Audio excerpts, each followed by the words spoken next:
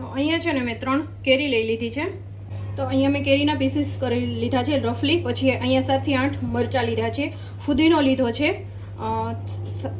નાની 1 વાટકી અને ધાણાભાજી લીધી. બધી વસ્તુને સરસ રીતે આપણે બ્લેન્ડ કરી લેવાની છે. તો પહેલાં હું કેરીને જ બ્લેન્ડ કરી લઈશ. તો આ રીતે કેરીને બ્લેન્ડ કર્યા પછી હું એમાં ધાણાભાજી એડ કરી દઈશ, મરચાં અને ફુદીનો. હવે એમાં 3 ચમચી ખાંડ એડ કરીશ. તમારી ખટાશ કેવી છે એના ઉપર તમે પ્લસ માઇનસ કરી શકો છો. ટેસ્ટ પ્રમાણે નિમક અને અડધી ચમચી શેકેલા જીરાનો પાવડર અને 5 થી 6 આઈસ ક્યુબ. અને હવે સરસ રીતે આપણે એને બ્લેન્ડ કરી લેશું. તો આપણી ઇન્સ્ટન્ટ ચટણી બનીને રેડી થઈ ગઈ છે ફ્રેન્ડ્સ. ખૂબ જ સરસ અને ટેસ્ટી પણ એટલી સરસ લાગશે અને બધાને ખૂબ જ ભાવશે પણ.